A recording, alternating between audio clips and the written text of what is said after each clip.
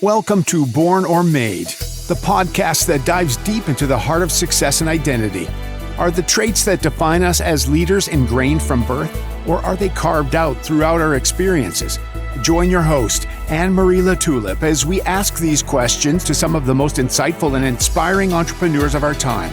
Each episode, we explore their journeys, the decisions that shaped them, and how they've molded their own paths to success. So whether you're an aspiring entrepreneur, a seasoned business owner, or simply curious about the interplay between nature and nurture in professional growth, you're in the right place. Get ready for compelling stories, transformative insights, and a new perspective on what it really takes to make it in the world of entrepreneurship.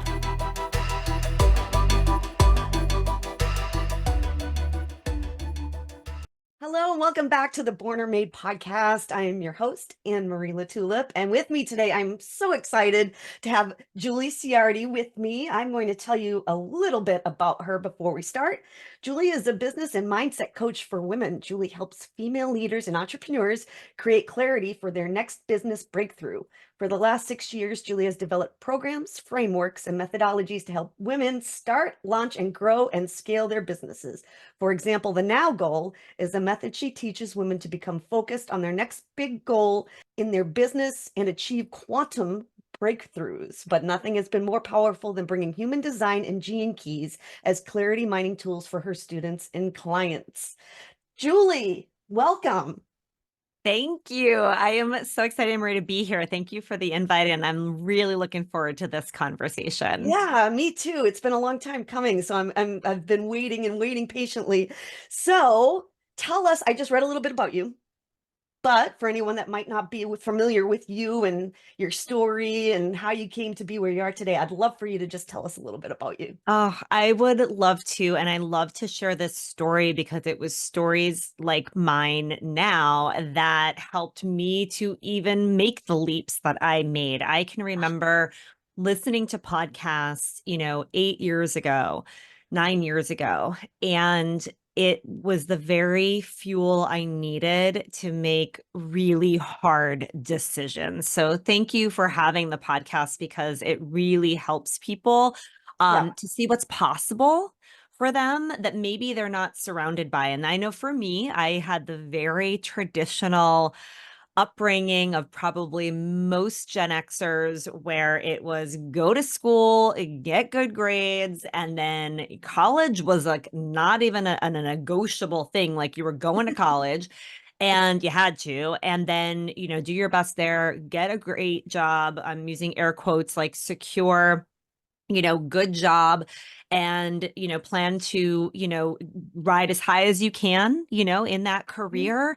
And, then maybe around 55 or 60, you're going to retire. And, then you can really do maybe something you want to do in your life. Right. So that was Right. like the narrative.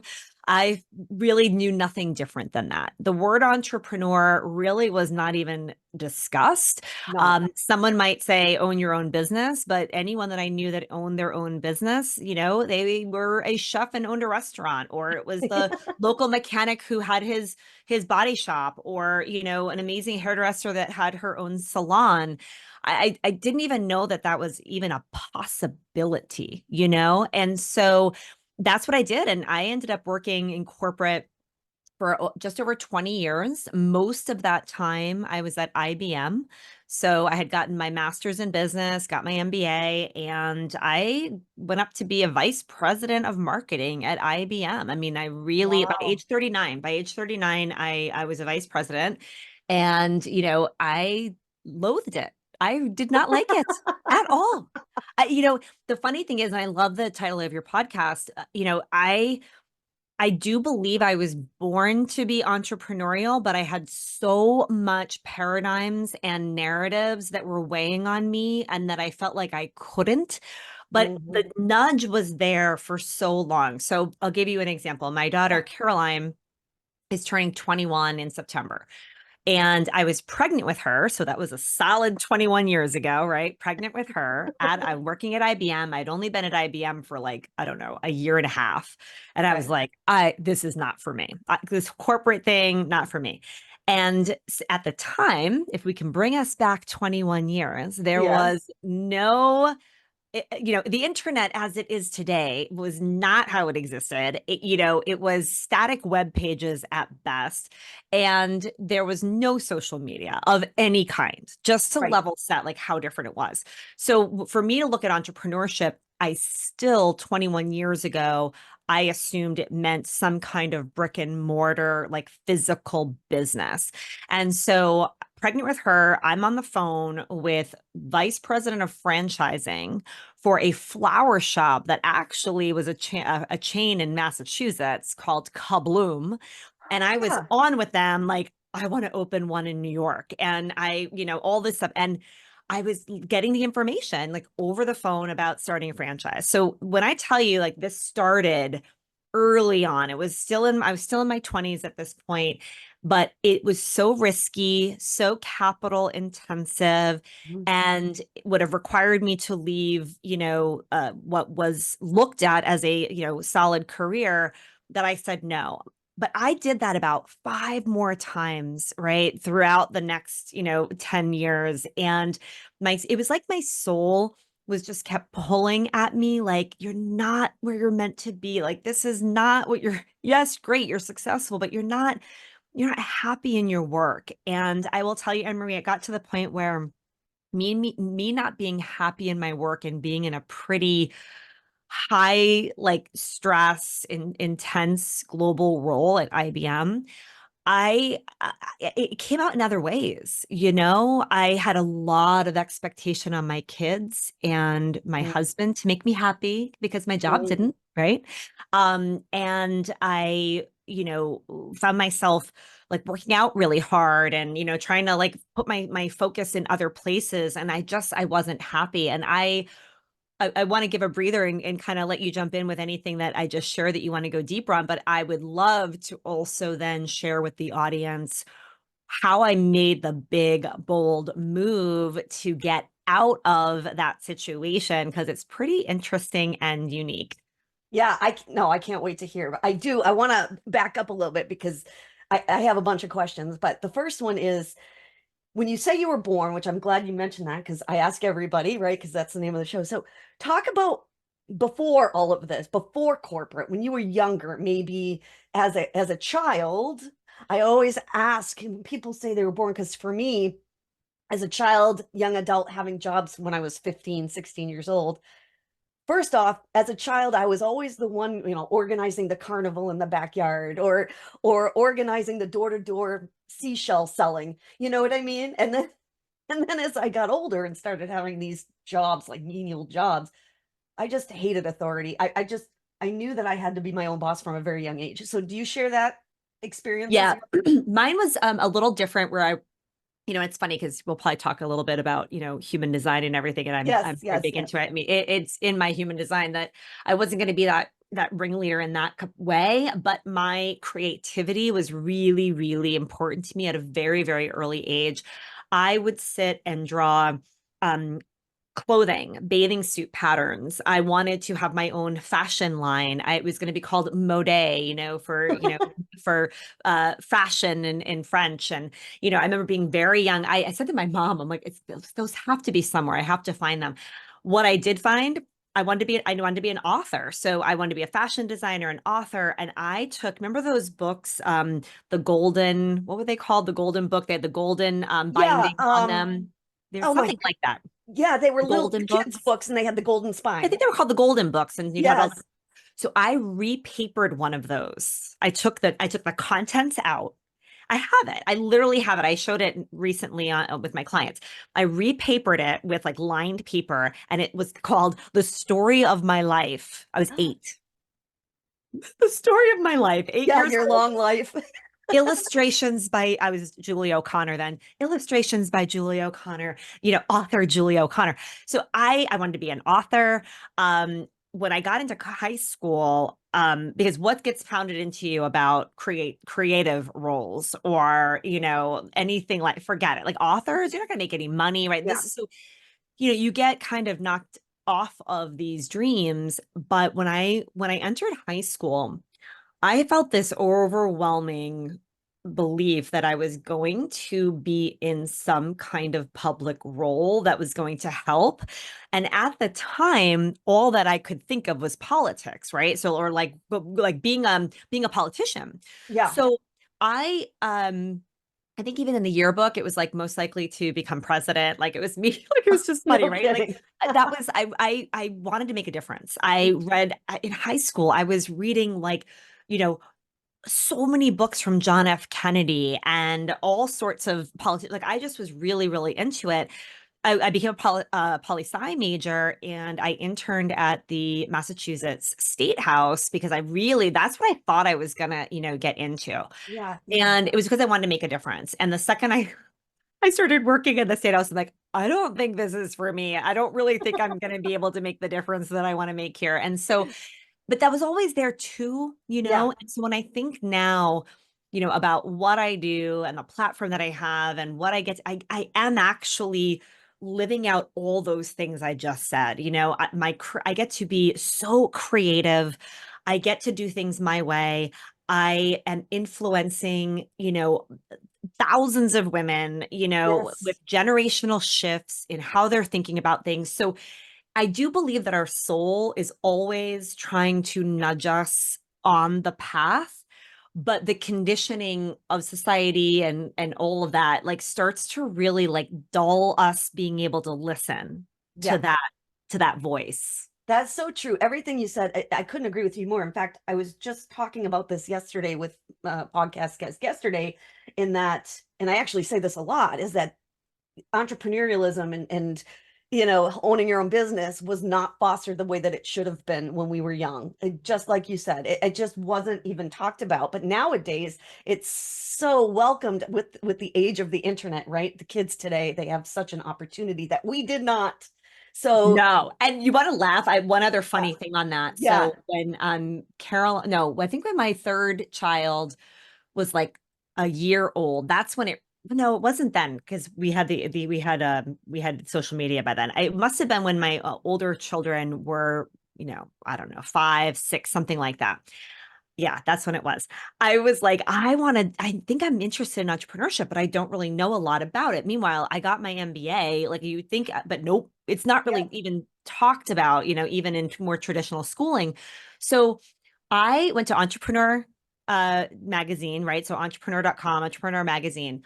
And at the time, if you were interested in learning more information about entrepreneurship, they would send you like a 5-inch binder in the mail.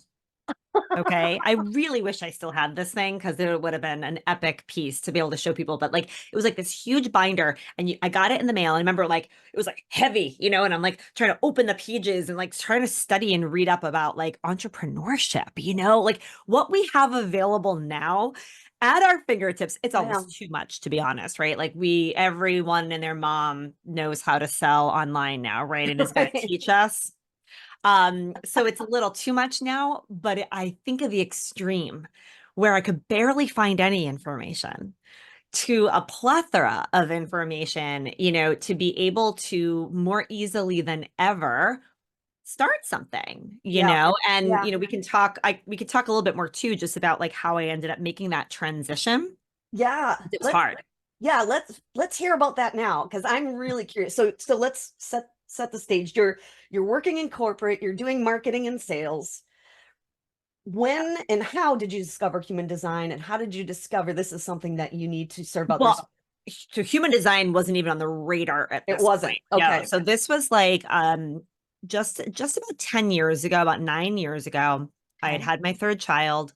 I was a vice president at IBM. And I just knew. And I didn't know how, as where most people get stuck, right? Like, how am I going to even be able to do my own thing? What would that even be? What can I do? And my husband, at the time, well, he's still my husband, but at the time he was a police officer. Okay. And we had really gone down the path of me being the primary breadwinner. He had a lot of flexibility, working for a global company like IBM. I had to travel at times. I worked from home or I traveled for the most part. And so, he kind of hung back in his career because he couldn't become a lieutenant or anything like that because he would have to go and work midnights first. And there was no one that was going to watch our 3 kids while I'm traveling for IBM and all of that. So Yeah.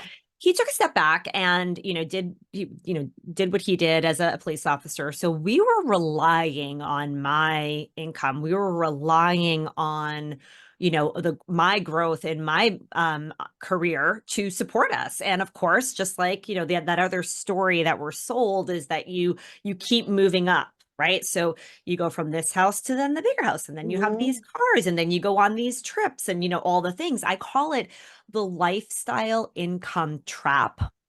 We're either in the gap or the trap. So the gap is when we're not making enough money to do the things that we want or have the things that we want to do, go places and all that. Or we're in the trap, which is we've got the money, but now we're trapped because we've created a lifestyle and we don't like what we're doing and we want to change and maybe start a business or whatever. So I was stuck in the trap. Okay. And two things happened. I don't know how, I really wish I could remember how on earth I got exposed to podcasts, but around this time I was exposed to podcasts, and it was, again, 9 years ago.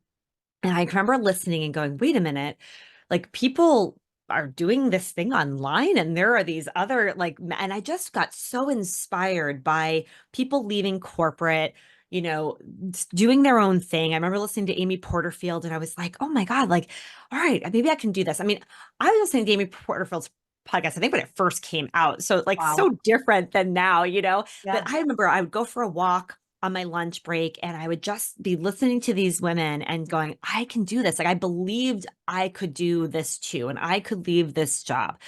And then I went on a trip and I read a book by Jessica Heron. She is the CEO of Stella and Dot, of a jewelry line. And her book, she started, I remember, I'll never forget. I was on this plane from New York to, I think it was to Dallas, which I did often. And I had her book out and I was highlighting and writing and all these things. I'm sure the person next to me was like, what is this woman doing? I mean, I read the whole book on the 4-hour flight.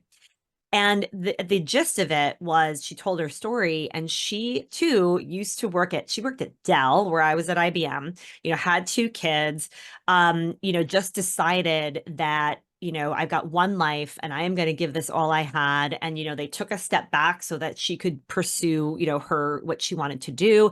And I just remember thinking the thought that came in and it just stayed with me, that changed me, was, if her, why not me? Why not me? Why, if she can do it, why can't I? Right. So that kind of started the ball rolling. And then I read a book that's right behind me. I'm a big book person. The book behind me, which is called The Top 5 Regrets of the Dying by Bronnie Ware. And I'll never forget, I'm a big audio person too. So I happened to be listening to the Audible. I was laying with my 18-month-old son in bed because, you kind of get him to sleep, and I had to sneak out, and that whole thing. And sometimes it would take forever. So I started to listen to audiobooks while I was putting him to sleep. And I was listening to that particular one.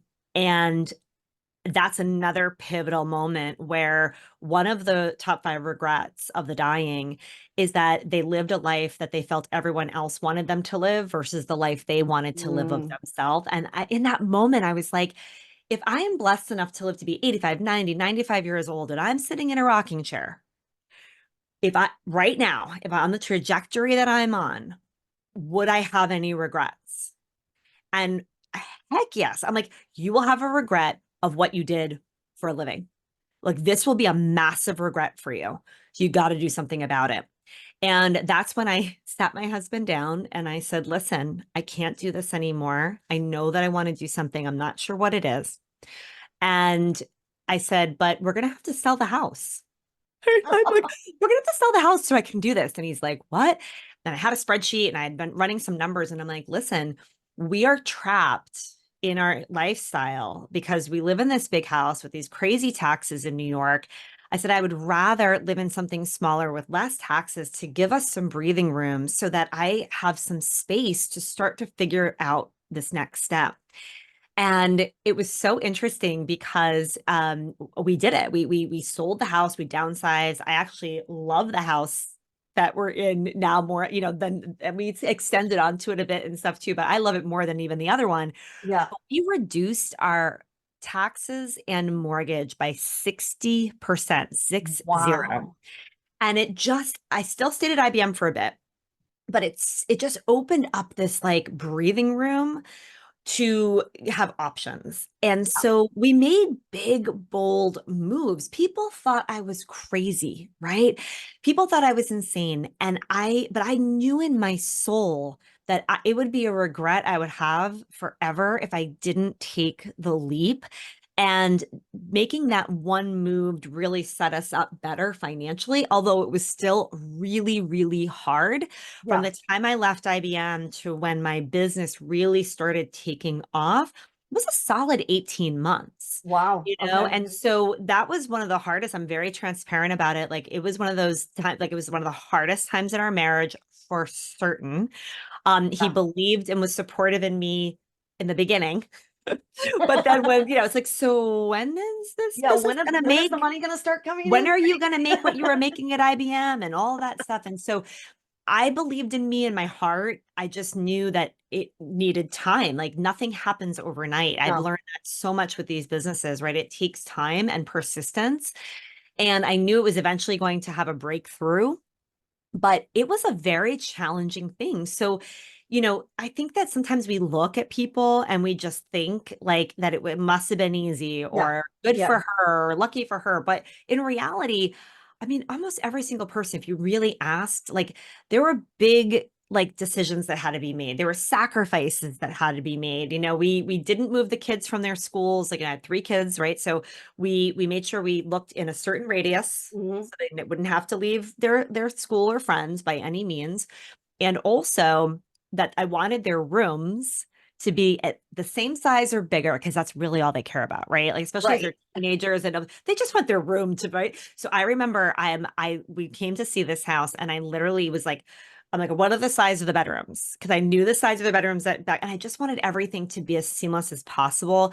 And it's worked out in the most amazing way, but that's not been luck. It's been very much by design Hmm. and with intention, Yeah. and I experienced a lot of guilt, like who am I to uplift my whole family? Who am I to go after my dreams at the expense, right, of like my Oh, kids? And so yeah. it was really hard. It was really hard. But when I look back now, gosh, now we're, 8 years later, right? Yeah.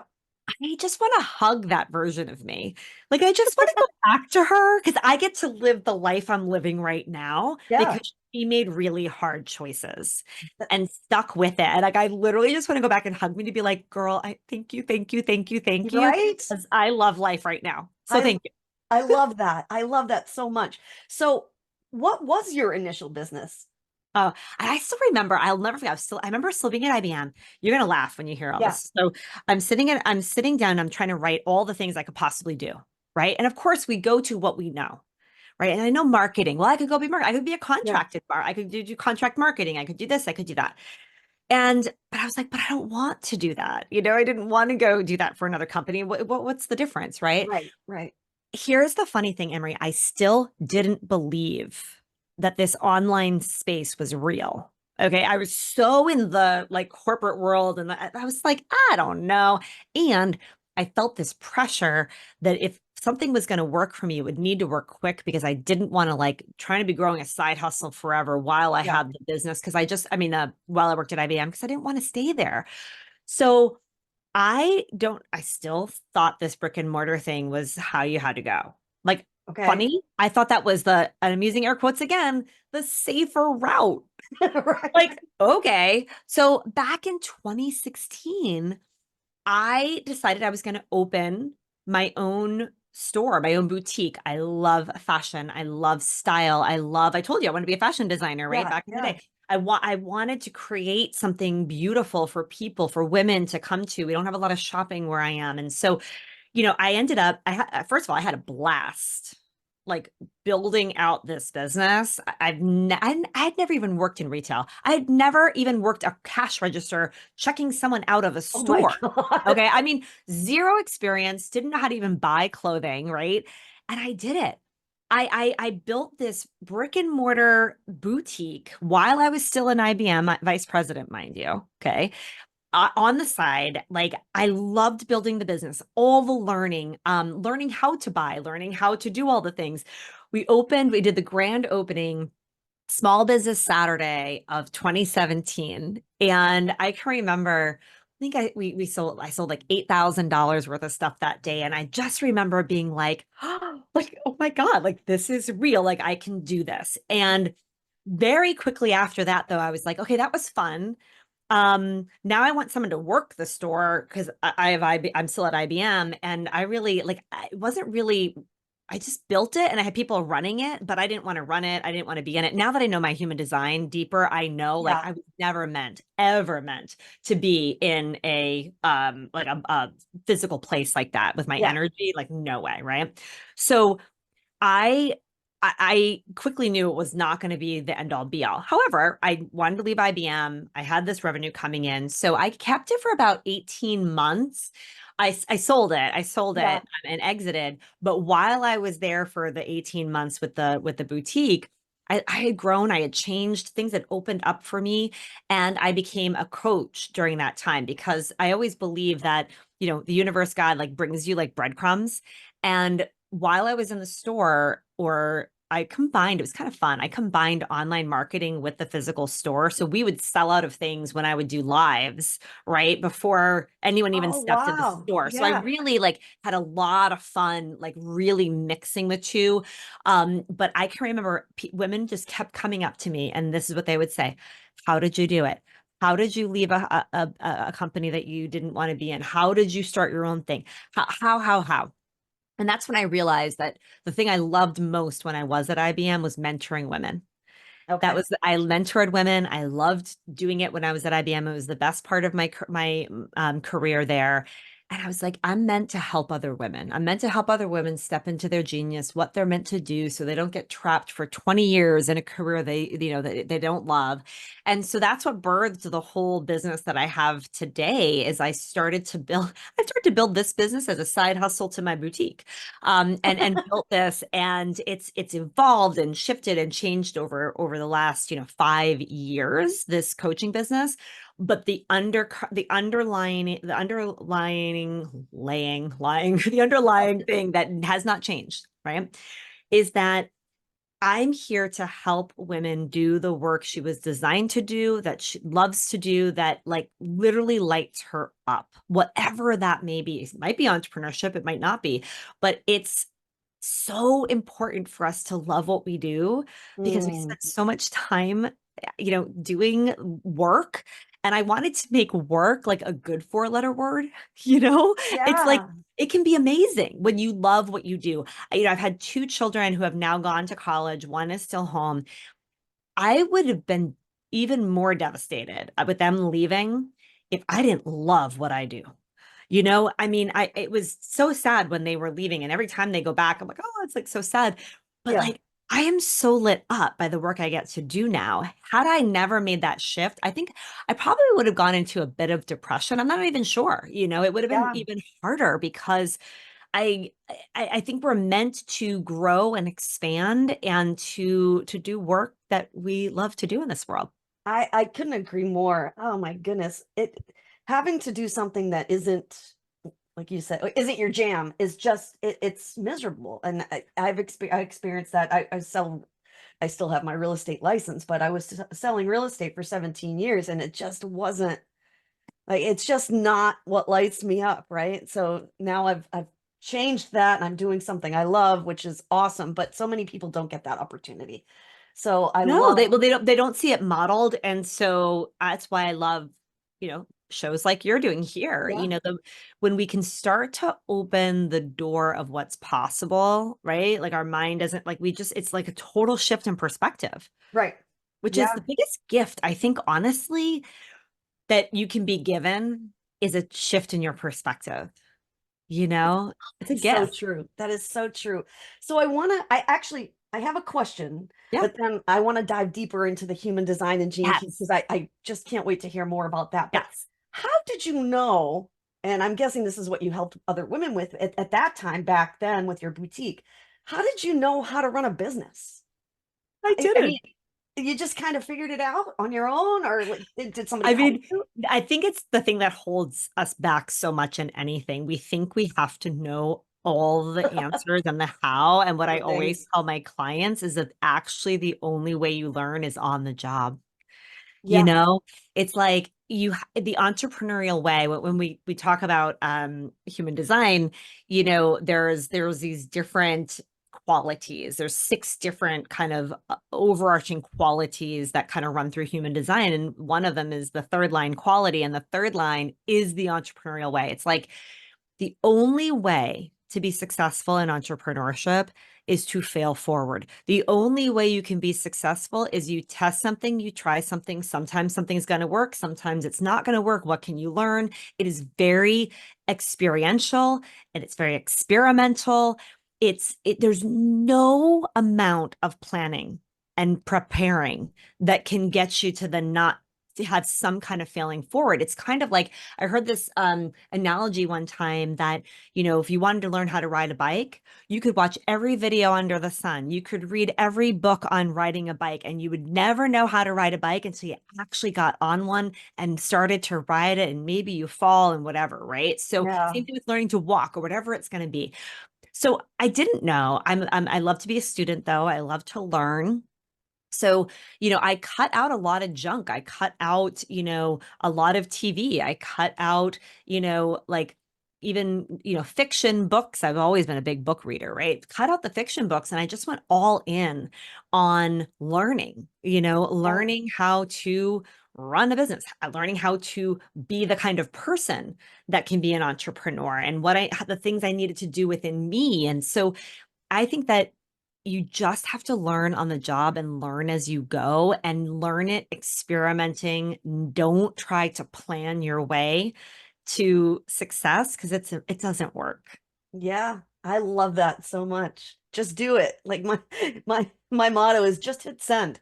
Just Yep. Yes, there's no yeah. easy button. Like Right? we Yeah. all have to go through the trial and error Yeah. process. And that's exactly how you learn. And I love that so much. It I is. want to ask you just real quick about I have to tell people, first of all, that Julie grew up in Tewksbury, Massachusetts, which, for anyone that doesn't know, is literally 5 minutes from my house, which is just so funny. But as a kid, did you have brothers and sisters? Yeah, well, the funny thing is I have a brother who's 3 years younger than me. And then my dad and mom got divorced when I was 25, and my dad ended up having two more children. So I have a little brother and sister who are 22 and 23 Oh, as how well. fun. How I fun is know. that? I I was know. I was just going to ask now, did they follow in the entrepreneurship industry, Well, or are you the only one? here's what's funny, right? So my brother, he was already fully into his job by the time I left mine, but he does have the entrepreneurial bug. Yeah. He's an engineer, and so Okay. he always has all of these ideas and prototypes of things like all the time. Whether Yeah. it's something for golf or watering plants or what, like he gets all these ideas, and I'm like, bud, like just let me know. Like, I'll help you. Like, let's get one of these ideas out Yeah. the door, right? But he's got a very engineering mind, which is really cool. But the other two, here's what's fascinating. I bring up my stepmother all the time when I talk about doing work that you love. She's an anesthesiologist and she loves her work so much. So Really? when she would come home from work every day, right, and would tell my little brother and sister about her day, she always talked about how much she loved what she did. And she was happy, like genuinely. And she still is. We just went on a 4 mile walk together in Marblehead, when I was there last weekend. And, she just loves her work. She really, really does. And I always mention you, like, you're not someone I'm here to help because you love what you do. However, Yeah. it's kind of rare. Isn't Yeah. that sad? But it's Yeah. kind of rare. That's And not the so norm. Yeah. it's not the norm. So, my little brother and sister grew up listening to her doing that. So guess what? Guess what they're studying? Medicine, right? Medicine. Their joint or dual citizenship with Sweden. And so they're both in Sweden getting their medical degree and like they want to be doctors and they're so pumped up and excited about it. But that came from seeing that, right? Yeah.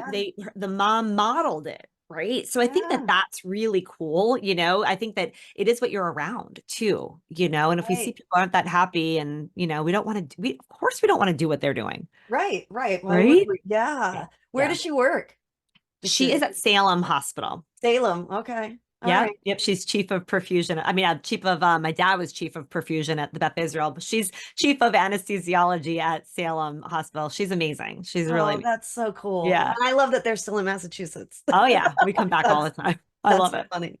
So let's segue now because Yes. everybody's, I'm sure, dying to hear about how human design came into play and what Yes. I'm familiar with human design to a certain extent. Yes. I did my Your chart chart. online and I forget what it was, like the adventurer or something. Does that I don't I'll tell you later. I forget. Yeah. But anyway, Yeah. I'm not sure what gene keys are. So Yes. please Yes. explain. Well, so here's the thing. So as I said, in the last 5 years, the mission has never changed. How I try to help women has changed. The tools that I use have changed. It's just like how medicine, we have advances in medicine. Yeah. I feel like I've had advances in how I can coach and mentor someone, right? So when I first started 5 years ago, I had gotten I mean, I was already a mentor at IBM and had gone through lots of internal trainings there to be a leader and mentor. But I wanted to do something in the entrepreneurial space. So I got my life coach certification, wanted to have at least maybe that under my belt. Again, I don't think I really needed it, but I wanted to have something under my belt. And here's what I found.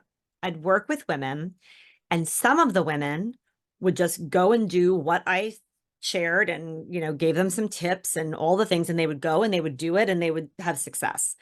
And then I'd have all these other women that had the same information, had the same, you know, access to me and all the things, and they weren't making progress. And I'm like, huh. I always use the word, huh. Like that is how I've built my business because I go, huh. Why is that not, like always that scientist, right? So Yeah. why did they have success and they didn't? I'm teaching the exact same thing. It's still me. Okay. It's got to be something within them. Okay. So paradigms, right? Not limiting beliefs, right? All of these things, which I was also working through with coaches for myself, on these Sure. limiting Yeah. beliefs, right? And so it started me on pursuit, this pursuit to help the individual woman be able to push past the programming that's held her back so that she could go after the dream that she really wants to go after, so that she can, I call it the now goal, the big impossible goal that you're working towards. It was a big impossible goal for me to leave IBM, big Yeah. impossible. And it happened, but it happened with major growth in me and major reprogramming, major getting rid of fears and all these things. And Yeah. so on this pursuit, and I love the pursuit. Over the 5 years, I just worked with all different mentors and different tools to bring back and then work with my clients, right? And so we work in a group setting. Part of my human design is that I like to have a wide open calendar for creation because I love to create. So I like over deliver and create like incredible content for my clients. I like love it. It's my favorite thing in the world. I need room to write. Like I have my next book that I'm writing, all the things. So group was going to be very important to me. I don't work one-on-one with anyone. It's all group. Yep. So if I'm going to work with all group, I knew I also had to find a tool that could help them on their own Yeah. versus needing to work one-on-one with me. Because if I could work one-on-one with them, of course, eventually I could, through coaching Sure. and asking questions and getting underneath it and all of this stuff. But I knew that wasn't going to be an option because that's not how I wanted to work my business. And so that pursuit led me to Bob Proctor. Do you remember Bob Proctor? He was in The Secret. He Yes. he Yes. ended up being a mentor of mine several years ago before he passed. And I was able to really learn the tools of his trade and got certified in his method. So I kind of brought that in. That helped a lot of Wow. people, but still there was something missing. And what I found was missing was the ability for a woman to really, really see her highest potential and to also see the hurdles that are tripping her up from achieving that full potential. Okay. Okay. Okay. That's when human design and the gene keys came in. So first, I'll just say what the difference is. There's really no difference. Yes. They're the Yes. same thing. Okay. Okay. It's kind of like an MRI or an ultrasound. It's still your body that is getting imaged. You're just using a different view. if that makes sense, but it's still your Yep. body, right? Okay. So human design, the gene keys, the man who developed human design, Ra Uru Hu is his name. He's no longer here. He trained Richard Rudd, who created the gene keys. Okay. So Okay. Richard Rudd used to run Human Design Europe. I mean, it was all based on the same thing. But like my heart, Richard Rudd loves simplicity. Simplicity is a huge thing for me. I like when things are simple. If they're overly complex, I'm like, see you later, not Yep. interested. I love simple.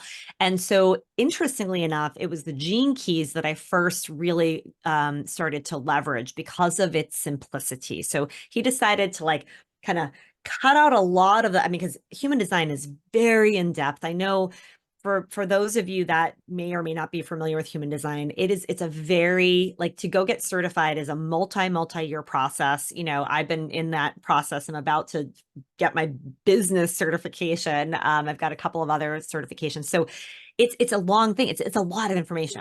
Yeah. So what Richard decided to do was, well, that's great, but let's do the 80-20 rule, right? Let's focus on the 20% of the system that can get us 80% of the results. I love That's that. really what he did. Okay. And so I fell in love with that for the first pass. But then as we went deeper, I'm like, I went all in on the whole thing, right? And Yeah. so here's what it does in the most simplest terms. Okay. You're able to actually get an image of your true potential, like an image, not just like, you know, like when you think of any personality test that you take, who's answering the questions? Your programmed mind. Like, right? Like our Yeah. programmed mind is answering the questions, no matter which way you cut it, right? Human design takes a more quantum physics approach to things. And it's like, because I remember being turned off initially, like, wait a minute, like my time of birth and location is going to tell me something about me. That's ridiculous. I remember I like was like poo-pooed it because I'm a very logical science-based person. Yep. So I'm like, no, I'm not interested. But I love quantum physics. Like I'm obsessed with quantum physics. Albert Einstein is one of my most favorite ever. And Albert Einstein was basically talking about human design before human design was, you know, really pulled together in a way that we could start to understand some things. So once I started to understand that piece of it on the science piece, and then I started to use it and see the most incredible results for myself, for my family. Like I parent differently now that I can see my kids and how different they are and their true potential. To me, it gives us an image of the highest potential that we'll never hit in our lifetime, right? There's a beautiful quote that Bob Proctor shared with me, which is from a guy named Steve Bow. And he said, God's gift to you is more talent than you can ever use in a lifetime. And your gift to God is to attempt to use as much of that talent as you can in this lifetime. And to me, when I really first started to understand my human design and really see the image of me, not just like what type I am and all that, I mean, deeper, it opened up possibility in a bigger way. I'm like, oh, I'm playing so small. Like I started to realize how small I was playing, and it has just propelled me into a whole other stratosphere. Well, that's what it's doing with my clients too. So now we have clients that like knew all the logic of how to do a business, how to do marketing, how to use LinkedIn, how to use Instagram, how to do a podcast, right? Yeah. But they weren't doing it, or as they were doing it, their energy, how they were showing up, just wasn't like they couldn't get past how they saw themselves. They couldn't get past worried about what others were going to think. Right. So not, am I worthy of this? Like all those limiting beliefs were holding them back.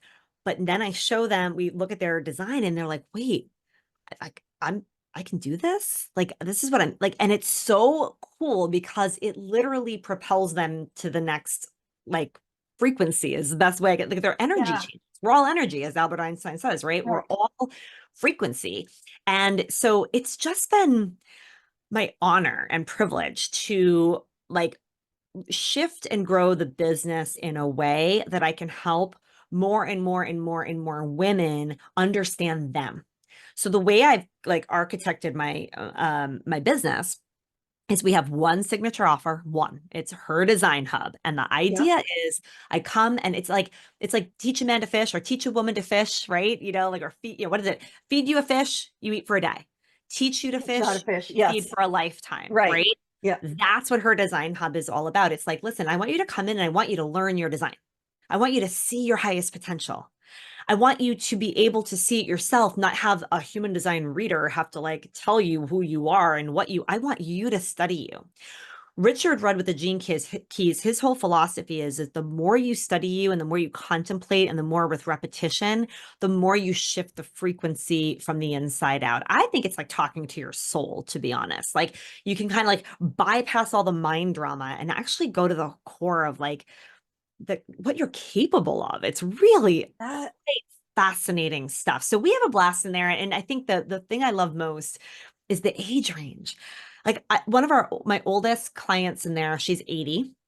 wow. And then I have people that are like in their late 20s and they're starting to form these little, groups, with especially with age and stuff. And it's so cool.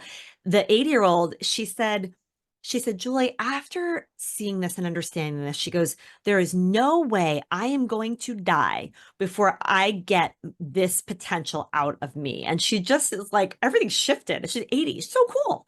Right. Oh, that is awesome. I know. So I pinch myself. I love what I get to do. I will be honest, and this is really probably important for everyone to hear.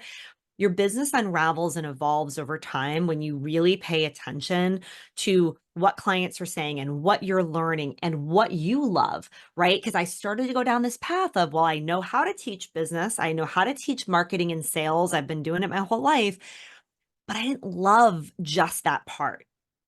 And Yeah. so I didn't want to just be a business coach teaching just business. I really wanted to also be shifting people's lives and helping them see their potential and shifting the energy and all of that stuff. So to me, it's just been this really cool marrying. But I wouldn't have known that if I didn't try this first and then try that. And it's really an evolution. I think there's a lot of misinformation out there that, oh, well, you got to have your niche all like set and know exactly who you're talking to and all wrapped in a bow before. No, your Mm-mm. niche is going to evolve over time through action. Yep. Oh, and don't get stuck in that because it'll keep you stuck for a really long time. Yeah, I couldn't agree more. I think that's fascinating. What a journey that is. And I I have a question about about human design and gene keys Yeah. helping with confidence. So not only does it help people understand maybe, and correct me if I'm wrong, Yeah. what what they should be doing if they're into something that they aren't Yep. lit up by. It helps understand what they should be doing, what their potential is. But how does it help with confidence, with limiting beliefs? Can you Yeah. talk about that for a minute? Yes. And this is why I bring gene keys into human design, which some people do, not everyone. In fact, in the human design world, there will be people that are anti gene keys. I mean, it's just so funny, these microcosms, right? Of things like, Yeah, yeah, well, that's not pure. That's not, I'm like, okay, like, do you like find yeah. what works, right? And so what I have found, what has worked so beautiful is that when I marry the gene keys to human design, the thing that's neat about the gene keys is that there's basically 64, they're called gates in traditional human design. They're called gene keys and gene keys. In human design for business, we call them traits, right? We all have traits. We all have different kinds of traits, right? That then can create strengths. And there's 64 of them. And of the 64, there's a shadow state of those traits, right? When we're not our best selves. Yep. There's I call it the Gandhi, Jesus, Mother Teresa state, which is way up here. Richard Rudd calls it the city, SIDDHI. He calls it the city state. It's like kind of that highest self state, right? Okay. Shadow state, the city state. And then in the middle is where most of us are working on this field of transformation. He calls it the gift. So that you have this gift of if you can like the gift of transformation, if you can transform that shadow and bring in that higher energy and like this is the gift, this is what you can help bring out into the world. And so everyone has a unique set of those 64 and a Okay. unique placement of where those 64 are and all of these things. And together what starts to happen is you start to paint a picture of your potential because that gift is potential.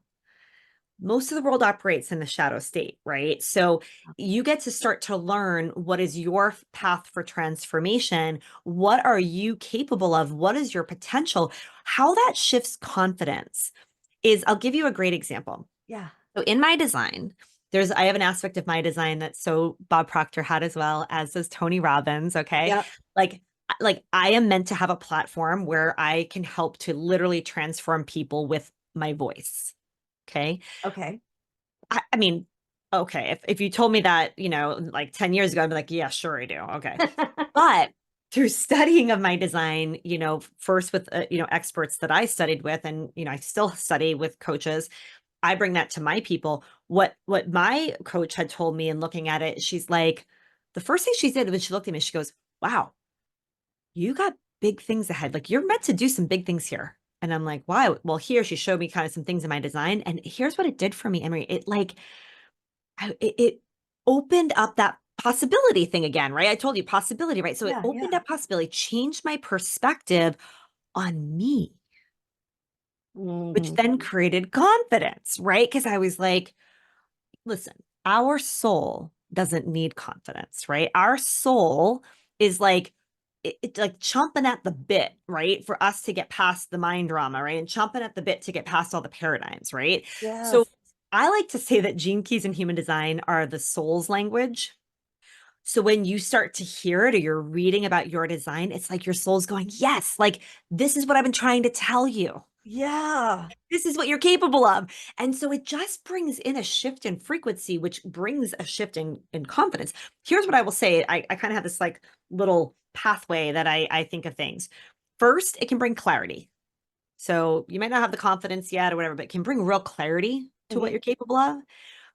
By studying it, you start to get some convictions, and then with a little bit of courage, I like my C's, right? So we get Yeah. through clarity, then we get some conviction about what we're here to do and what we're here to say.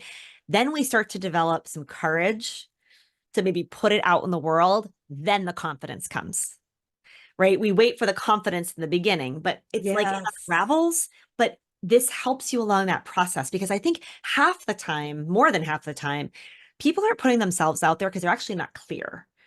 They really like, well, what am I going to say? And I don't really know. Or they put themselves out there and it's like kind of what everyone else is saying. So it's not really sticking out. Yeah. So I think when you Yeah. get clarity and then you start to get what I call conviction, like you're like, yeah, this is what I believe and this is what I want to say. And now we get courageous. We start to put it out there. It just all starts to build, and you start to develop this higher level of consciousness, awareness, frequency based on it. And then you can never go back. Because, Right. right, once you know, you know. And so, Yeah. yeah, it's hard things still happen, but you like Sure. you can handle things in a totally different way. So it's pretty cool. Never thought I would ever in a million years. I told you I poo-pooed it the first time I ever Yeah. thought. I never would have thought in my life that I would be having I would have invested a ton of money into going, because I wanted to go to the official schools. Like if I'm going to Yeah. do this, because like everyone and their mother does human design now. So I really wanted to like go to the official schools with it, like one of the top coaches is my personal coach. Like I just, if I'm going to do this, I want to be as like close to the source of how this works as possible and be certified in all of that. I never would have thought I'd ever be doing this. But because it's working and I'm seeing it for myself, my family, and my clients, I can't not talk about it now, you I know. know? And you light up too. I love, love, love talking to people, well, women who just light up with what Yes. they do. It's so refreshing to me. I just love it so much. Contagious. It's contagious. I love it. I love it. Love it. Love it. Yeah. This is, I hate to say we're coming to the end I know. I of know. the, That's so it good. went by so fast. I know. Uh, but first, just a couple of things. What's on the horizon for you? Do you have anything Ooh. coming up?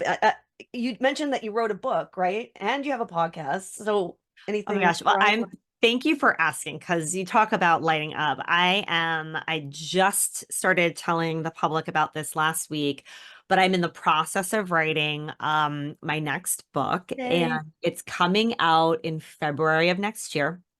It's called 50 Not Finished, because I am turning 50 in September of this year, and I just feel this huge push inside of me. And it's kind of cool in human design.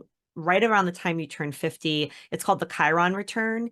And it's really, the whole philosophy is that your purpose doesn't even really begin to flower until 50. Really? Like this whole idea of 50, you're just getting started. So that's where the 50 not finished came to us. I know it's so good.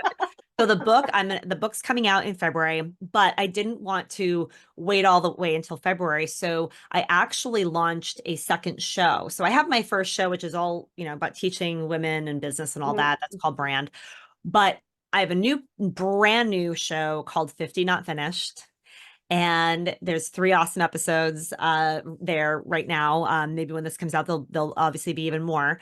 And I have a newsletter, and for people to kind of like be in the know when these episodes are coming out, who I'm interviewing, but also I want to start sharing the wisdom that I'm writing in the book through the podcast ahead of it, because I want this information getting out there faster. And so really going to have a blast with this. So if anyone's interested, it's really for women that are either nearing or are over 50 who know that this is just the beginning, right? Yeah. They feel it in their body, like this is for you. So it's 50 not finished. It's 50 notfinished.com. Okay. You can go sign up for the show, for the newsletter, to be in the know with the book. But this is what's like pumping me up right now, is getting this message out to the world. I can't wait. That's awesome. 50 not finished. That gives me hope. Right? It's like, woo, so good. Right? And do you have a free gift? Yeah, actually, I have a whole free human design getting started bundle. Awesome. So Okay. if you go to julieciardi.com/work, I have a free bundle, and in it is an ebook. You can get your own chart, as well as a audio series. So, if you want to learn more about human design and the gene keys, that's a great place to start. It's free and it's comprehensive, because that's how I do everything for free. And when you do that, you'll also be signing up on our email. And I pretty much run free workshops once a month at least these days, it Awesome. seems, so people can Okay. get a taste and see if her design hub, is the right investment for her to make. Yeah. Okay, great. I'll make sure I put all of that in the show notes so Thank people you. can find it easily. And then lastly, at the end of every episode, I just fire off a few random questions just to get to know you a little bit better. So you Go ready? for it. Sure. Okay.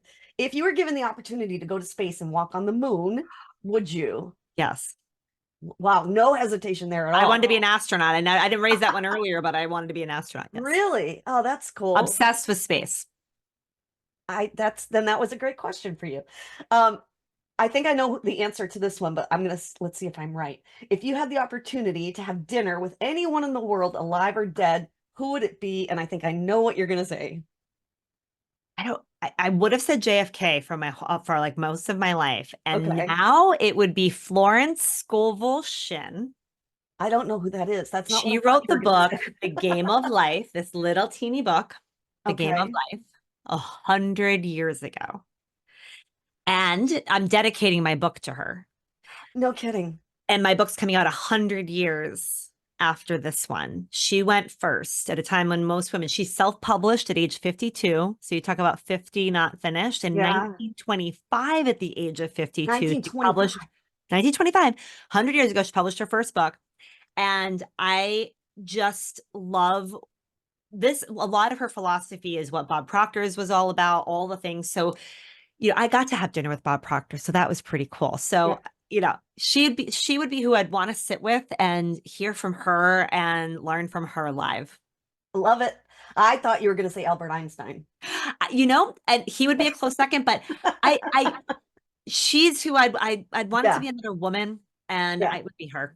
Love it. Love it. Okay. And then last, I love to ask other successful entrepreneurs, especially women, about their morning routines, because we hear that morning routines are so important, right? So important as you're becoming successful. So tell me, what is the first thing you do in the morning? So this was a huge derailer for me when I Yeah. first was Okay. becoming it, because all the shoulds, right? So I'd Yep. listen to every like morning routine, and then I had to put all these things in, and I need simple. And Yeah. I also, one of the best things I ever heard was actually make sure you know what time of day you are most creative, most productive, most your best. do the hardest, most creative things then. So for me, I am the absolute best when I first wake up in the morning. Really? So my Okay. routine is I wake up before anyone in my house wakes up. I drink a big thing of water while my coffee's brewing, and then I get to work.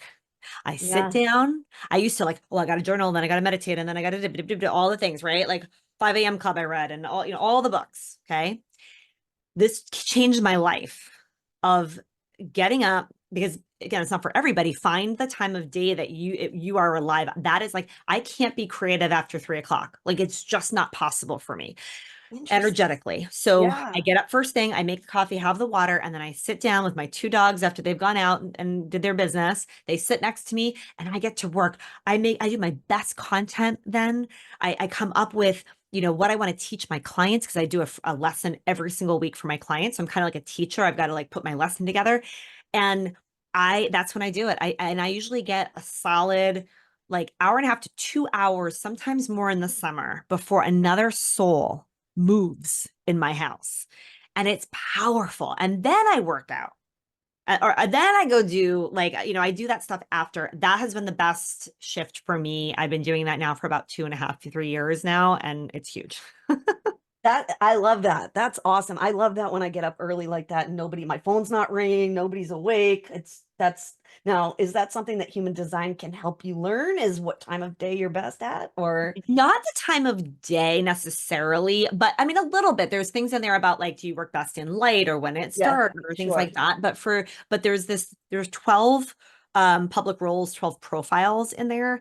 And you can start to get a sense of how you best work. Do you best work all by yourself? Do you work best when you're Okay. with others? Okay. Like how does the creativity work coming through? Like really interesting things. So to the point where I can even help my clients by saying, listen, you shouldn't spend too much time alone or you're going to actually halt your creativity. So make sure you do find some time to go to a coffee shop, go maybe work in a co-working space, like interesting things that like you can start to dig out, but not necessarily what exactly the part of the day you'd be most productive. That's kind of part of the experiment for Yeah, yourself. trial and error. Yeah. Yeah. Okay. Well, Julie, this has been awesome. And I got to tell you, this is the longest episode I've ever filmed. So we just flow. Sorry. No, I love it. I love it. So thank you so much for coming on. I had such a great time talking to you. Thank you so much for having me.